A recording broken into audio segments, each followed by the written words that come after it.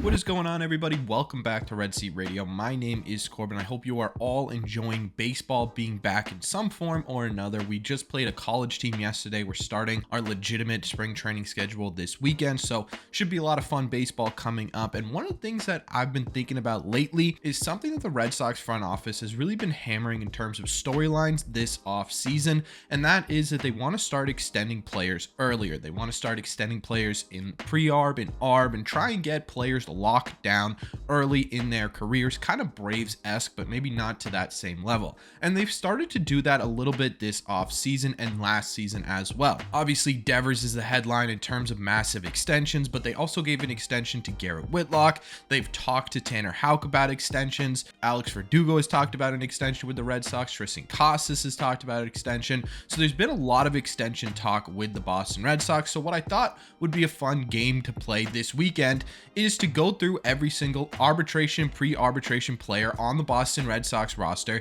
and decide whether or not we would give this guy an extension or no, and why. So that's what we're going to do today. Follow along as we go through this and let me know who you would extend as well on this Red Sox team. But before we get into that, do me a favor, make sure you guys have hit that subscribe button if you haven't already. If you're new here, we talk Red Sox content almost every single day. Also, make sure you guys have hit the like button on this video as well. Helps these videos out a ton and it would mean a lot to me. Thank you all very much for clicking on this one. Let's get into it. We're going to get a few names off the board early here. Those names are going to be Caleb Ort, Zach Kelly, and Cutter Crawford, only because we don't really know what their role on the Boston Red Sox is going to look like yet. We don't really even know if they're going to be on the big league roster come opening day or in 2023 at all in any permanent type role. So we're going to get those guys out of the way early. It's just simply way too early to talk about extensions about Cutter Crawford, Zach Kelly, or Caleb Ort. Okay, now that we've got those guys out of the way, let's dive into it, starting with Adalberto Mondesi. For me, this is pretty simple. It's a no, right? Mostly because Adalberto Mondesi is a complete unknown in terms of play and ability. I want to see if he is able to stay healthy for a full season before I would even begin to start talking extensions. Plus, he's a free agent at the end of 2023. Maybe playing for a contract makes him play a little bit better.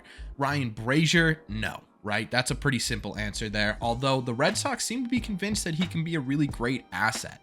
And if he does have a good season, I could definitely see Ryan Brazier returning to the Red Sox in 2024, even though he is a free agent after this year. After that, we have Alex Verdugo. And for me right now, it is a no. And why it's a no right now is because I want Alex Verdugo to prove a couple of things before I even think about offering him contract if I'm the person in charge of this.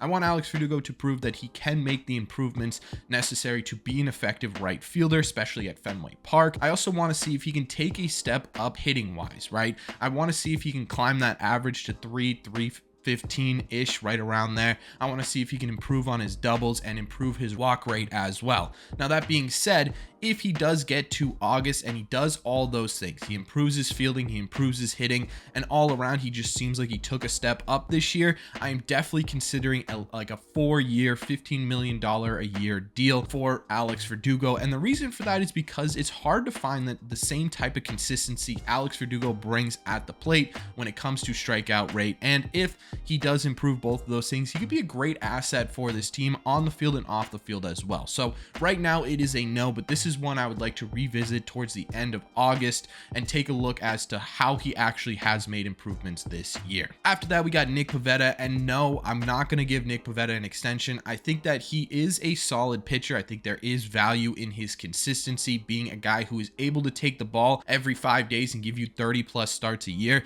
But with all the young talent coming up in the Red Sox rotation, Bayo, Whitlock, Houck, right? You've got guys in the minors like Maeda, Walter, Murphy, right? All these guys who could crack the starting rotation the next couple of years. I just think Nick Pivetta is going to get outskilled in this rotation, and it's nothing against him at all. I just think there may be more talented players coming up behind him, and he may just get edged out of this rotation.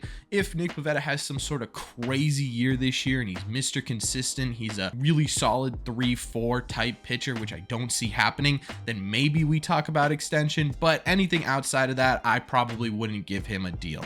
Christian Arroyo, yes, all day, yes, I'm giving Christian Arroyo a contract, not only because I think he's going to have a really good year this year as a starting second baseman for most of the year, but two, because I think that the value he brings in terms of the ability to be a utility man, especially on the infield of this Red Sox team, is completely invaluable, right? He is absolutely necessary for this team. Every great Red Sox team has a great utility man, and Christian Arroyo is that guy. Even if he can't find a starting everyday role with this team, I think it's important to keep him on this roster. I would give him a 4-5-ish year deal, probably worth about $3-5 million a year. Nothing crazy. I think he would be open to doing that, and I think that would bring a ton of value to this bench and or to this lineup. Rob Refsnyder is also a yes for me as well, and it's kind of the same reason for Christian Arroyo, right? He's not going to be an everyday starter. He's not going to get a massive contract, but especially with the way that this defense is focused and the fact that Yoshida's going to be on this team for a while,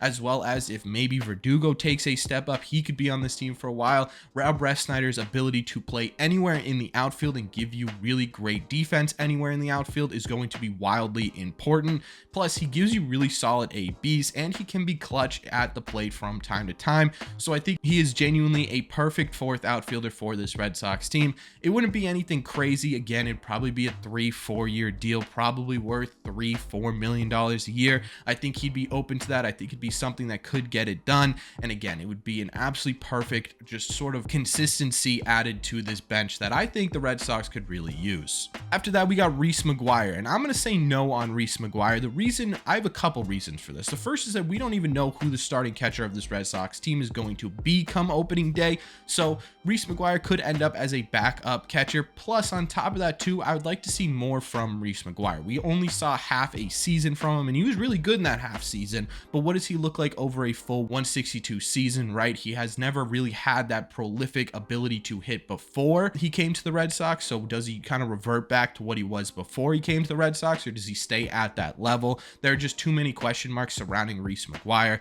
The same thing kind of goes for Connor Wong as well. I'm going to say no to Connor Wong because I just don't know how good Connor Wong is actually going to be at the major league level. He keeps having great seasons in Worcester, and then he comes up to the major league level and struggles every single time. Maybe this year is the year he figures it out, but either way, I'm not giving an extension to Connor Wong either. So both catchers, I'm leaving it be for right now. John Schreiber. John Schreiber's a maybe to me. I would definitely at least consider giving John Schreiber an extension, but I'd be a little bit wary of that. One, because John Schreiber's under control for a pretty decent amount of time. He's not a free agent until 2027, so you have a lot of years of control over him left. And I think that with bullpen arms specifically, they are so volatile. I would want to see John Schreiber be a consistently great bullpen arm for maybe even 2 years after this year, so 2023 and 2024, before I would legitimately consider a extension. But I would definitely at least ponder it a little bit. I know I used a weird word there, but I would at least think about an extension for John Schreiber. So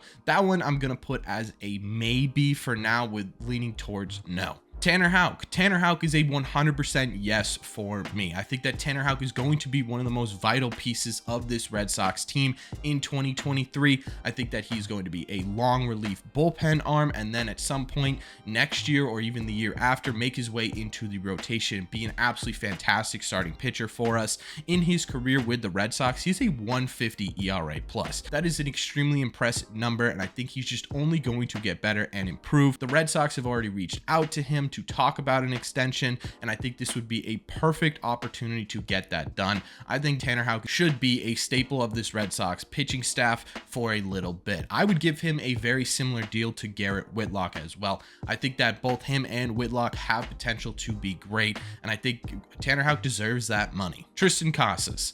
I'm going to say no right now, and I know that might be a little bit of a hot take because Triston Casas is projected to be a fantastic hitter in Major League Baseball, and I even made a video about how I think Triston Casas is the next superstar of the Boston Red Sox, but I would pump the brakes a little bit on an extension. The reason for that is, one, I think he needs to prove that he can stay healthy for a full season, right? Over the last year or so, he's had a couple of injuries that prevented him, one, from coming up to the majors early, and two, prevented him from playing in any sort of winter ball this off season. So I would like to see him stay healthy for a full season. I want to see if he makes the proper adjustments at the major league level to be a legitimate legitimate hitter at the major league level. And I don't think he's not going to do either of those. I just want to see it happen before I offer him an extension. Again, this is very similar to Alex Verdugo, that if he does prove both of those things by August, yeah, I'm talking to him about an extension. I want Triston Casas locked up early. No more of these, oh, we built up a homegrown superstar type player. Is he going to get signed? I'm so sick of that. So if he's doing well in August, yeah, 8 years, $120-ish million. Let's get a deal done. Let's see if we can get something on the table for Triston Casas. Again, if he proves he can stay healthy and make those adjustments at the plate. And finally, Brayan Bello. Brayan Bello is a no-brainer yes to me, mostly because we saw more Brayan Bello last year than we saw of Triston Casas, and the adjustments Brayan Bello was making game to game was extremely impressive. He has worked super hard in spring training to get better and better and better. He's working with Pedro almost every single day. He's early to the field. He's the last one off the field. This is a guy whose work ethic is going to take him places, and this is a guy who I would love to see anchoring our rotation for years to come.